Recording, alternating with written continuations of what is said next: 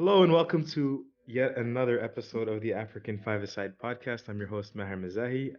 And as always, this podcast is brought to you by the good people over at africasaCountry.com.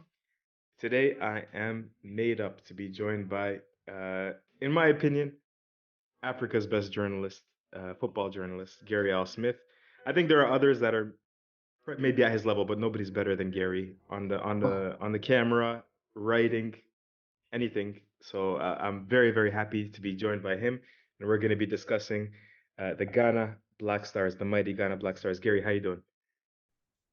Fine, thank you. Mighty Ghana Black Stars. Oh, Hmm. that will be the day. I've been reading My a lot God. about the 63 and 65 sides. That's why. Yeah, yeah. All right, let's start with the State of the Union. Ghana, I think, had a disappointing recent international window in the FIFA World Cup qualifiers, losing, I believe, to Comoros and winning at the last second. I think 1-0 at home prior to that.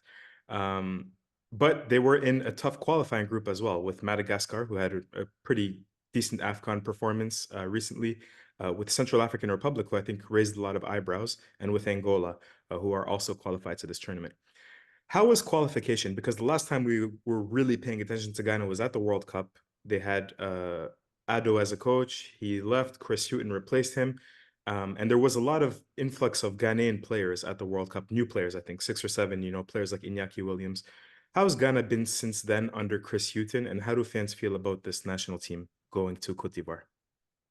Well, the feeling after the World Cup was not very, very great because before the World Cup, the expectations were that Ghana had on paper a very solid team, young, talented in most positions. The final squad that went to Qatar was not bad at all. It was really a representation of some of Ghana's best players going into that tournament. And we felt that if they were played in their correct positions and, um, meritocracy was done, they could have had a very, very good tournament and possibly, should have been able to get past the group stage. It didn't happen. And of course, that had come on the back of about 11 months before a disastrous Africa Cup of Nations in Cameroon, which had been the worst in the history of the Black Stars. And so it was mixed emotions because just a few weeks after the disaster of the Afcon, the team rallied themselves and qualified for the World Cup. And, World Cup qualification tends to, if it comes back to back against a disaster of an Afcon like that, it can wipe it off some of the ill feeling, as we saw with other countries that did so well at the Afcon and so had expectations up there for their fans, only to be brought crashing down by a lack of qualification to the World Cup. Teams like Mali, who have, an amazing team, and some of the other teams we can mention who couldn't make it to the World Cup. You juxtapose a country like Tunisia, who have specialized in qualifying for things, even though they don't have a flamboyant and great team. And every African team needs to know how Tunisia does it. So that quality is something that has gone into Chris Houghton being the manager of the Black Stars, because remember, he was part of the technical team setup going to the World Cup. And so when he was brought in as substantive, everybody said, this guy has been with the team for about 1 year. He's been quiet and observing. He has his own ideas. He's seen what was good and what was bad. And being a coach who has worked or managed at the most popular league in the world and arguably the best league in the world, and done great things with big teams in some capacity, and has managed to drag teams from the championship into the Premier League, has managed big egos. We felt that Ghana should be small fry. That's what Ghanaians felt. What has been the reality? Chris Houghton started well. He made some big calls, benched some big players.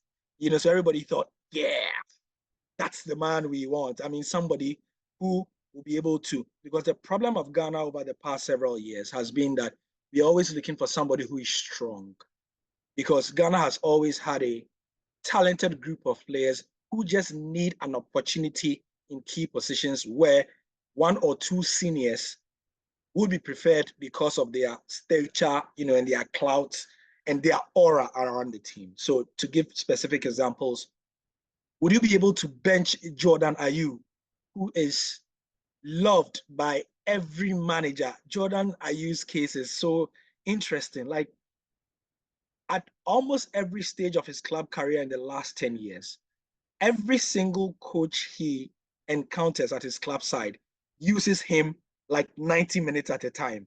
And yet, Ghanaian fans generally think he's the most rubbish thing that has happened to the world. And this guy has just ended 2023 as the top dribbler in the Premier League.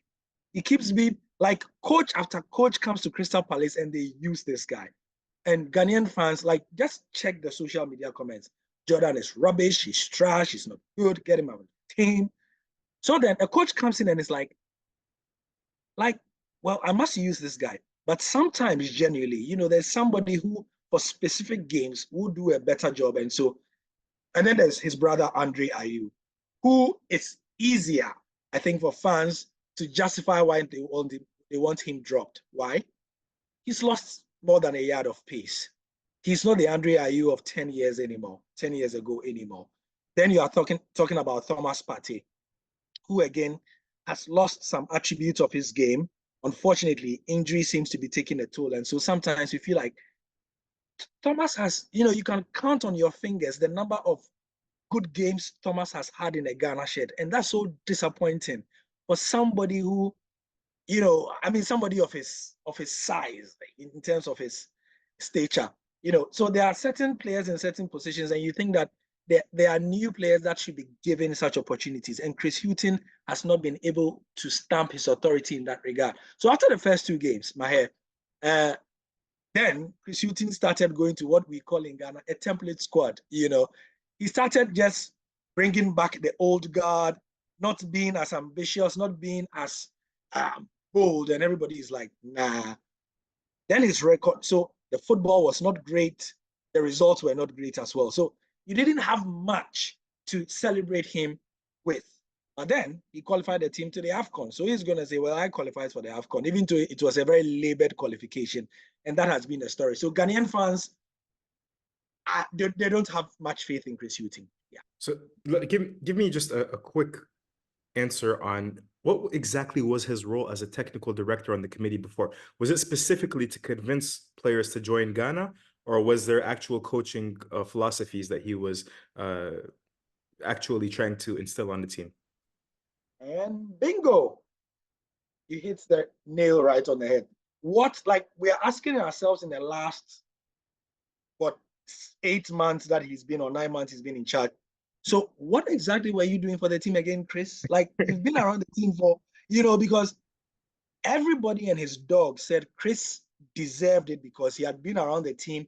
This team, most importantly, when it was being formed, we had been made to believe that he was, because of his experience and the respect around him, he was the reason why the likes of Inaki Williams and some of these other guys opted to play for Ghana when they did.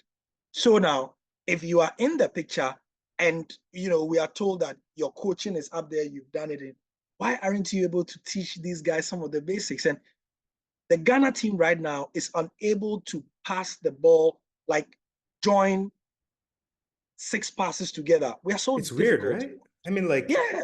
When I see the lineup and I see, again, Ghanaian social media is very, very, very loud, yeah. Yeah, loud, I think is the right word. And like a lot of people are talking about, for example, playing 2 defensive double pivots, and playing Kudus as a 10, and like, is that necessary at home? You're playing exactly. You are playing 2 defensive pivots at home against Madagascar. Are you serious right now? So these are the questions people are going into the Afcon with. That, make no mistake, and I'm sure we'll go into the Afcon squad proper. Like, even shorn of some very, very good players, about 6 very good players who might, on a good day, be able to walk into the starting 11 are not available, or can fight for a place in the starting 11 are not available due to injury, right? Even then, the 27 Chris Houghton is taken to the Ivory Coast are more than decent. that under a very good coach who knows exactly what he's doing, should not have a problem with going outside the group stage or out of the group stage as well.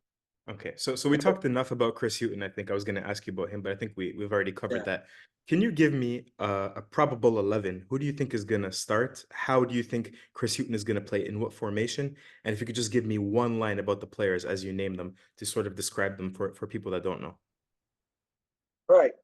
So goalkeeping is one of our most problematic areas, okay?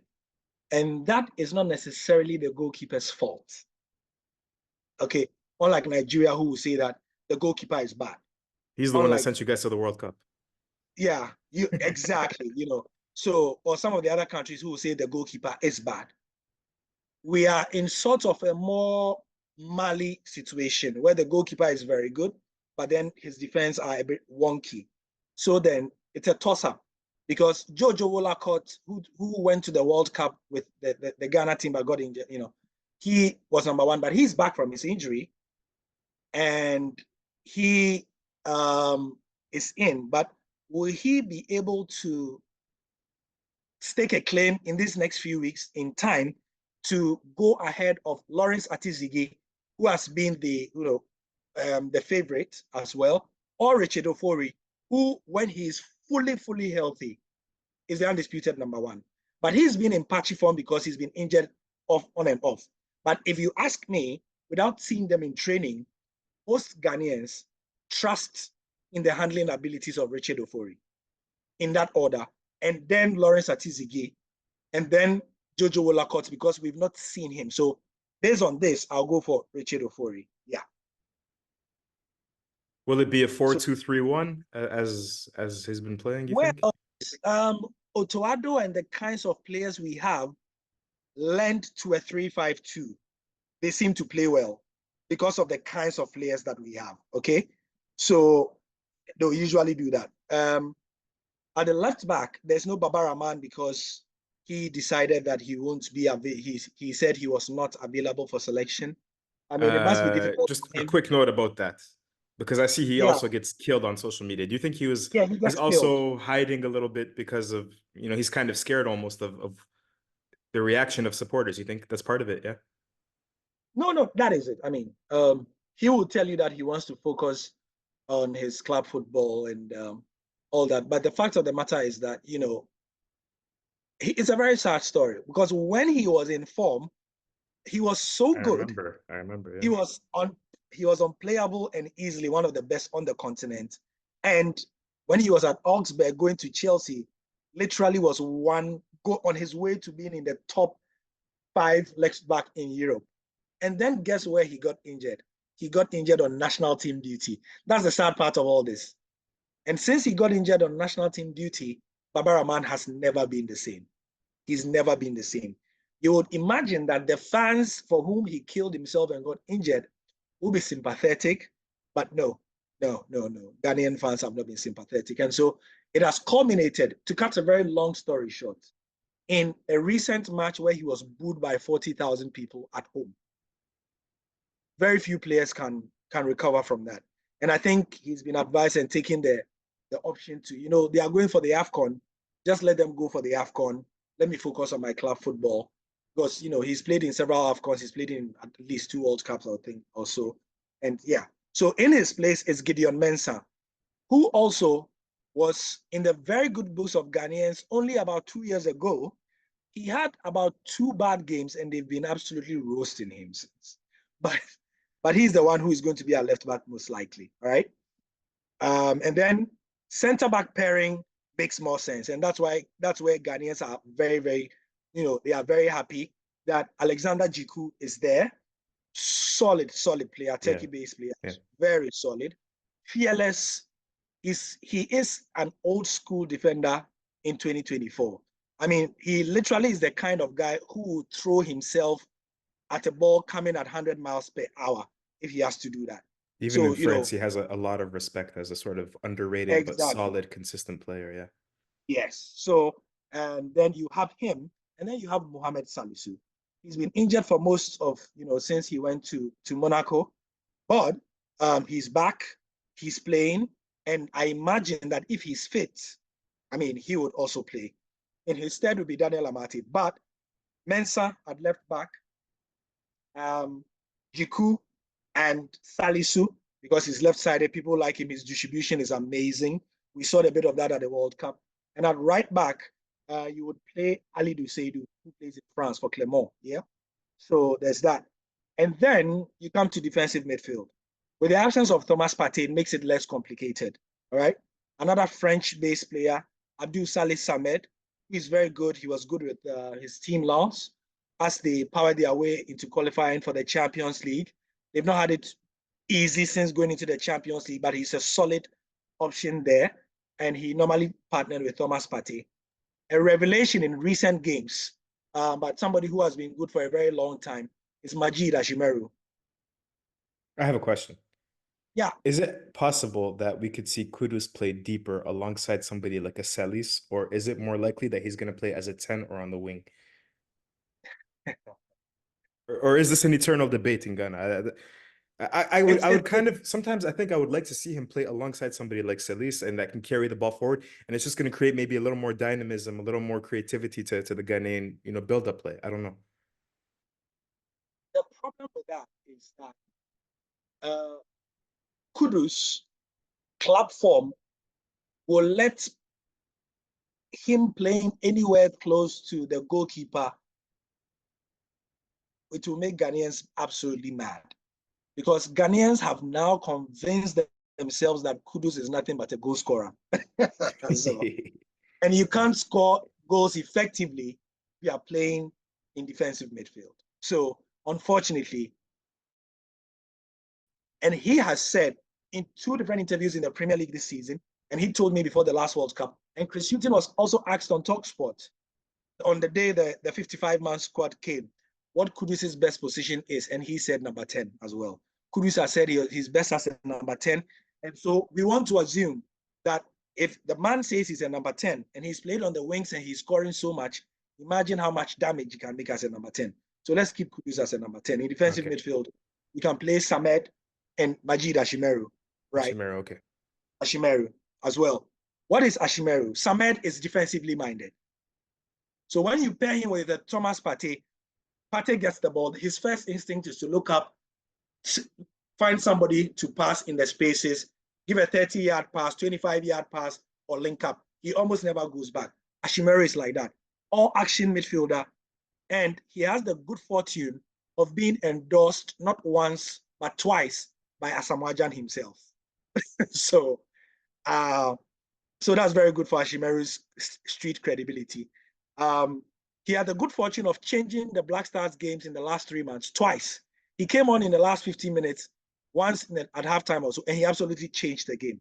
But he's been like that since he's been a kid. He's never got the opportunity in national team colors.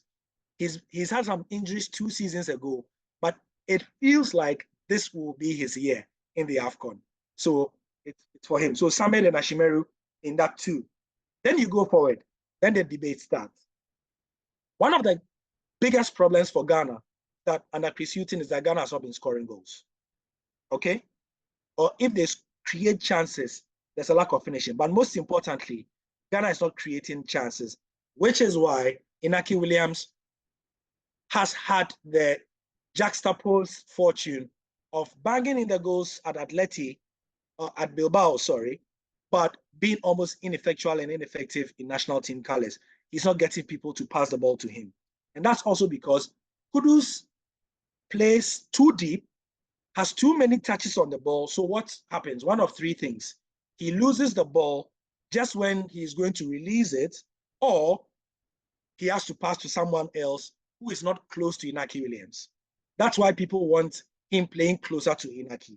So if you have Majid and Ashimeru, Majid Ashimeru and Samed, Ashimeru will be going forward a bit. He can be supported by somebody like a Ghanaian Premier League player who has never played for the Black Stars, but is going for the Afcon. But, he could have a breakout tournament. And he's the unknown name I'm going to mention. I'm sure we're going to mention that. But keep that name in mind. His name is Richmond Lamptey. He plays for Asante Kotoko in Ghana. He unlocks defenses. He's a playmaker. He's locally based. You remember what Sunday Imba was for Nigeria as a revelation in 2013? He won them the Afcon, winning goal. He won them the Afcon. So essentially, that is what Lamptey can be, and that is what I'd like. Then I play Kudus next to him, Jordan Ayew next to him, and then Inaki Williams. So let me run through it. What I've just given is a 4-2-3-1. Okay, at least Richard Ofori in goal for me. On the left back, Gideon Mensah. The two center mids, center backs, Alexander Jiku and Amate, right? Sorry, Alexander Jiku and Salisu. At the right is Alidu. In front of them, Samet Salis and Ashimeru. Then you have Lamptey, Kudus, Jordan, and Inaki Williams. What does this do? And I'm naming this because of the kinds of opposition Ghana is going to face in the group stage. You want a fast, mobile, attacking team that will get into the opponent's box within 10 seconds or less. This gives you that. Ghana is playing Mozambique, isn't it? Yeah. And playing Cape Verde, isn't it? And Egypt. Yeah. Mm-hmm. Apart from Egypt, the other two teams are the exact kind of opposition that are, naive, not as drilled, and you want to hit them on the counter attack as quickly as possible, get more balls behind their defenses, which are not very great, get as many shots on target as possible. Inaki Williams will bring you that. Jordan Ayew, you can say whatever you like about him, but he's going to give you fouls in key areas. And he takes good free kicks. And that's my thinking. Whatever it is, you want a lot of balls in the final third. Jordan, Kudus, Inaki are going to get players fouling them by the dozen. And that's what you want, I guess. So we mentioned the unknown player, and I'm very curious now about this Richmond Lamptey. Should we also point out that, you talk about speed. If I'm not mistaken, I think I read that Kamaldeen Suleimana and Osman Bukhari are not going to be with Ghana in Cote d'Ivoire due to injury. Correct me if I'm wrong. No, Kamaldeen will not be. Okay, Osman Bukhari will. Okay. I was going to ask you, if Kamaldeen was there, would he be starting, or is Richmond Lamptey that good that he would be starting regardless of any injuries and so on and so forth?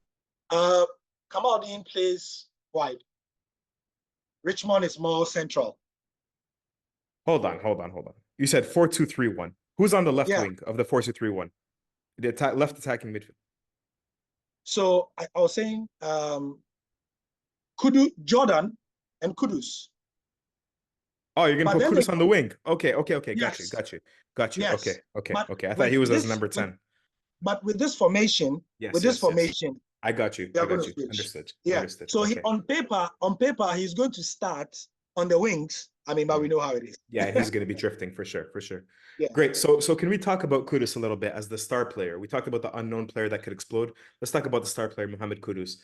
At the World Cup, in that year, he had, a lot of Algerians were complaining, oh, Riyad Mahrez is not in the top 3 of CAF Player of the Year. He won the treble. I was like, I voted for Osimhen, number 1. I voted for Bunu, number 2. And my third player was Kudus because of the World Cup was incredible because of his year with Ajax and then now with West Ham. This guy he's probably 6 months away from being universally recognized as, like a top 3 African player, in my opinion. He just has to cement it maybe at an Afcon. How much anticipation is there in Ghana, like watching this guy? Is he the savior? is he the man? Is he the Messiah? If Kudus were on this call, on this pod, and you called him and asked, are you the savior? You know what he would say? He would say, if they say I am the savior, I am the savior. Like his confidence, 9 out of 10 players will say, oh, I'm not the savior. No. And during the World Cup, this was very controversial for you, Gary, but I think he wasn't saying I'm better than Neymar, but he was saying basically I have belief in myself. Like these top players in the world, like I think I could be that way,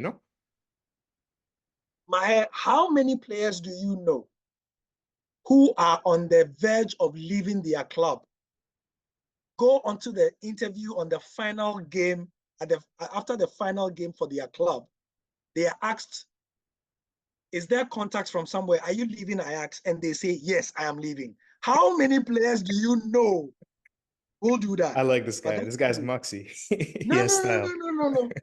You see, the great thing about him is that he knows who he is, he knows what he is, and he talks his SHT. Like before, and what you are talking about the World Cup. One of his friends is one of the top YouTubers in Ghana. And so he texts this guy on the eve of one of the games and says, I'm scoring today. So after He's the got game, it. the guy brings the screenshot and says, he tells the guy, I'm scoring today. Like, that's what he's been doing at West Ham. Apparently, at training, we're saying, Ghanaians were saying, oh, there's Gerard Bowen, there's Benrahma, there's this guy, there's this guy. And Kudus told the people around him, there's all those people. Give me 2 months. Like, now we know that's what he told people. Didn't even take that long. Took a few Yeah, weeks. He said, give me 2 months. So to answer your question directly, Kudus actually told me on an interview, and that is on record, in the interview I did with him in Ajax. I asked him if he was the heir apparent to Andre Ayew, the number 10. And there's a huge myth in Ghana about the number 10. You don't you don't ask for it. You don't, because they say it's a heavy jersey. You understand? It's heavy to carry. He told me that if that day the people of Ghana wanted to give him the number 10, the day I was speaking to him, he was going to wear it that day, that moment. He was ready to wear the number 10 jersey. So he's in no doubt. I mean, everybody was talking, who is this guy on his debut? He shut everybody up with player of the match performance and a goal on his debut. So is he the savior? I will not say it because I'm giving him pressure. I'm saying yes because the player himself knows that he's the savior. So yes. Yes. That's an amazing response. It's fascinating to me, the psychology of, of great players and the self-belief they have. And I do think that Kudus has it. And we're going to wrap up, Gary, now because we have less than 5 minutes. And we're just going to finish with a prediction. Do you want to give a prediction? And if you don't want to give a prediction, tell me what you think. I'll give you a prediction. All right, let's go. So for the Ghana team, a confluence of factors. Their company in Ghana, there's a lot of people don't expect much from them, which is absolutely amazing. Historically, they have never done well. Historically, they have never done well when the Afcon is hosted in West Africa, historically. Sorry, how many years did you guys make it to the semifinals on that run? And there was so much crippling pressure on those teams, and they never managed to get over the hump, right? And this is different now for this. 2008 to 2015. 15, yeah. Incredible. So that's 2008, 2010, 2012, 13, 5 straight Afcons. Wow. Yeah. Up to 2017. Yeah. So anyway, right now, getting out of the group stage is Ghana's level right now. Can you believe it? So my prediction will be that at least Ghana will make it to the round of 16. And that will be a win for a lot of us. That's a low bar, eh? Yeah, very low bar, but yeah. What do you think? You think it would be considered a good tournament for the majority of Ghanaians if you're eliminated in the round of 16? Yeah, they're going to insult the team anyway because of the talent at our disposal. I mean, look at the starting 11 I've just given you. They are not exactly Morocco. They are not exactly Algeria. No, but they're good. They have quality. Yeah. Yes. I mean, up front, the front 8 is frightening. And have you seen the bench? Osman Bukhari is one of the top players, top scorers, African scorers in the Champions League. Isaac Nyama is, good plays. I mean, we have a very, very, very, very good. Okay. All right. As well. So yeah, that's my prediction. Gary, thank you so much for your time. This was one that Yeah, I was compiling the list of guests that I was going to have on the show. You're number one or two, I think. It was you and Sheena. I don't know. So I was very yeah, happy to have you on, man. Always a pleasure. It's a shame we're not going to see you in Cote d'Ivoire, I think, for now. Those are your plans for now. yeah, for now. Yeah. But you'll definitely be seeing Gary. I mean, I don't have to introduce him, or I don't even have to plug his social media. If you're not following Gary L. Smith, then you don't know African football. So thank you one last time. Keep it locked on the African Five-A-Side podcast because we're going to continue to try to speak to 24 writers from 24 countries that are going to be playing at the 2023 Africa Cup of Nations. So thank you for your time. Thank you for listening, and we'll see you soon. Peace.